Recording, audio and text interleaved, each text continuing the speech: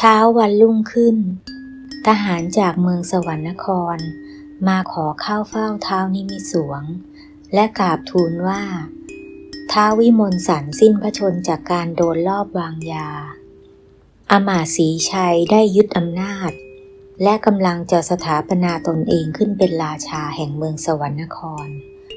ถ้าท้าวนิมิตสวงทรงอภิเษกสมรสกับสร้อยสวรรค์และแต่งตั้งเป็นมเหสีเอกอมาตย์ศรีชัยก็จะยกเมืองคืนให้ท้าวนิมิตสวงปกครองดังเดิมท้าวนิมิตสวงรีบเดินทางกลับเมืองสวรรณครโดยให้พระมเหสีวิภาพิมพ์พำนักอยู่ที่เมืองสุบินทิพย์ก่อนพระมเหสีวิภาพิมพ์ได้ทรงถอดจิตไปแจ้งข่าวให้พระโอรสพิมธรรมทรงทราบและขอให้พระโอรสพิมธรรมไปเมืองสวรรณครด้วยกันเพื่อช่วยท้าวนิมิตสวงกอบกู้เมืองคืนมาโดยท้าวทศธรรมพระบิดาได้จัดส่งกำลังทหารมาพร้อมกันและได้แจ้งข่าวไปยังเมืองธนนคร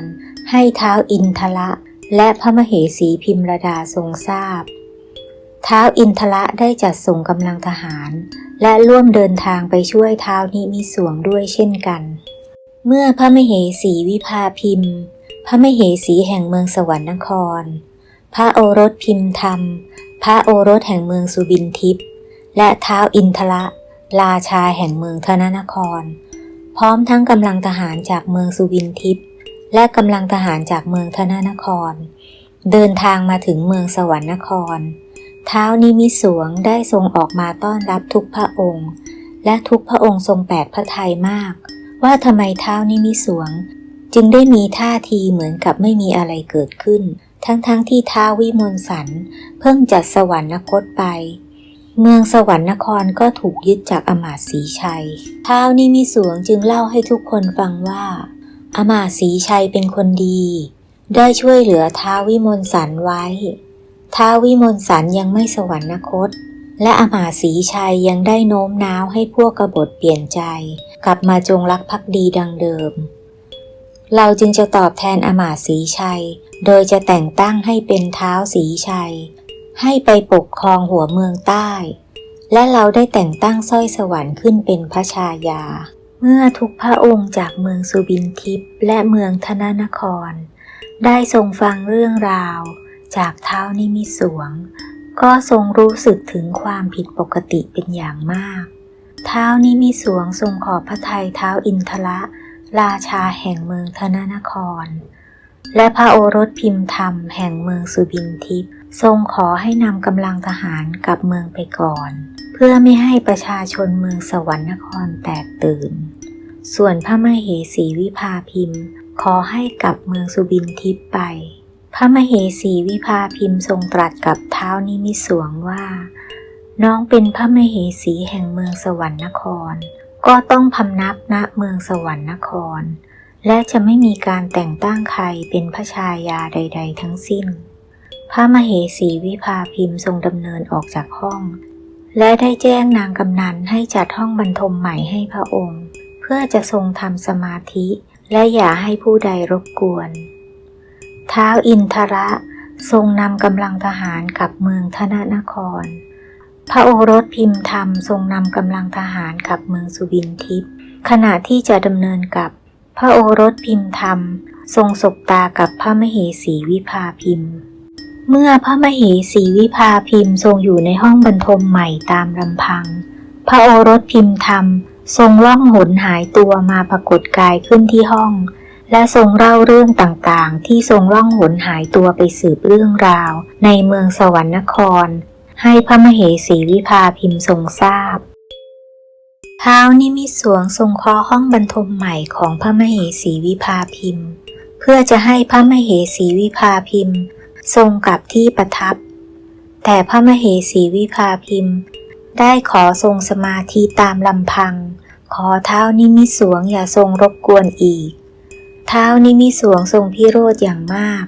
และดำเนินเข้ามาหาพระมเหสีด้วยสีหน้าท่าทีที่แปลกไปและทรงเข้ากระชากพระมเหสีวิภาพิมพ์ให้ทรงกลับห้องบรรทมพระมเหสีวิภาพิมพ์ทรงขัดขืนและต่อสู้กับท้าวนิมิตสวงจนในที่สุดท้าวนิมิตสวงทรงพลาดท่า พระมเหสีวิภาพิมพ์ใช้มือจับที่คอของท้าวนิมิตสวงแล้วว่าคาถาเป่าไปที่พระเศียรของท้าวนิมิตสวงท้าวนิมิตสวงทรงค่อยๆกลายร่างเป็นอมาตย์ศรีชัยแล้วค่อยๆหายตัวไป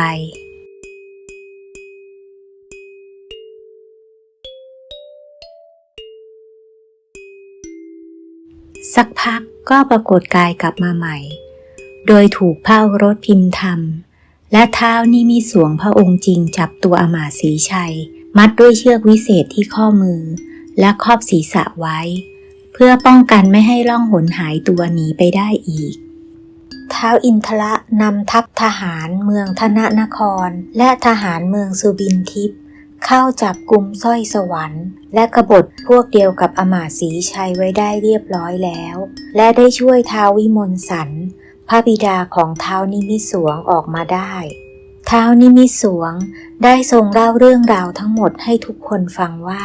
หลังทราบข่าวว่าอมาตย์ศรีชัยได้ยึดอำนาจและกำลังจะสถาปนาตนเองขึ้นเป็นราชา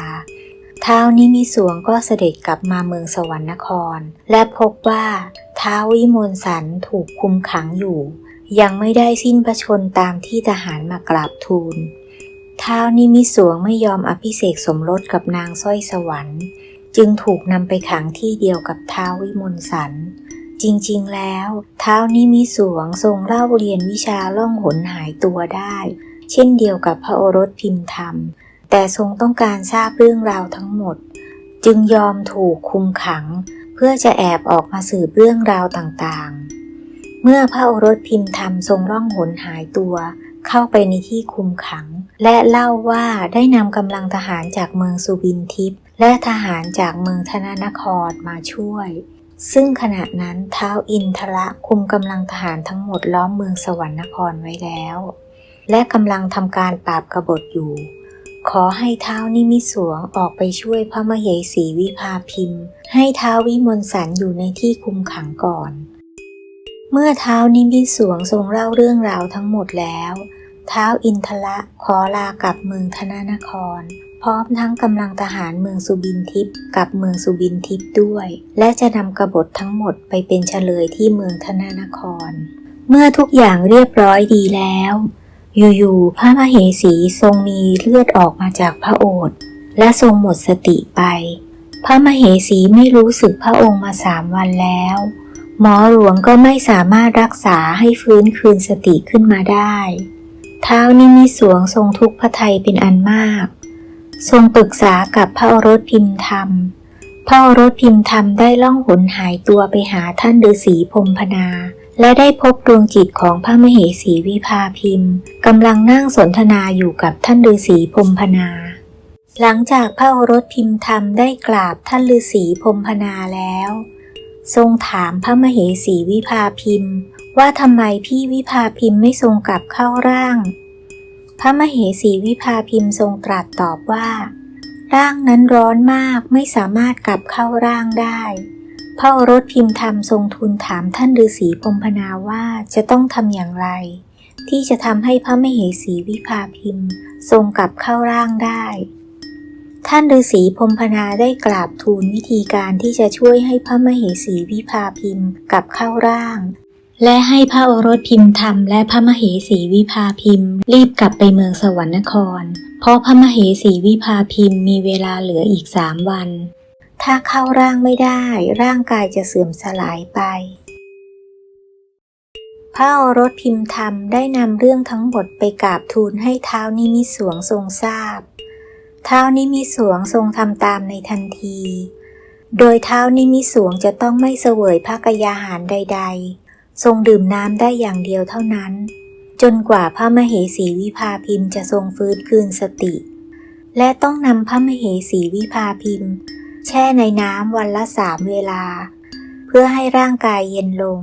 ท้าวนิมิตสวงต้องทรงกระทำด้วยพระองค์เองเท่านั้นเมื่อครบ3 วันร่างกายของพระมเหสีวิภาพิมพ์เย็นลงแล้วพระมเหสีวิภาพิมพ์ทรงฟื้นคืนสติกลับมาและทรงกราบขอบพระทัยท้าวนิมิตสวงที่ทรงอดภักยาหารเพื่อรักษาชีวิตพระมเหสีวิภาพิมพ์ หลังจากนั้นท้าวนิมิตสวงและพระมเหสีวิภาพิมพ์ก็ครองคู่กันจนให้กำเนิดพระโอรสพานิมิตรและอยู่กันอย่างมีความสุข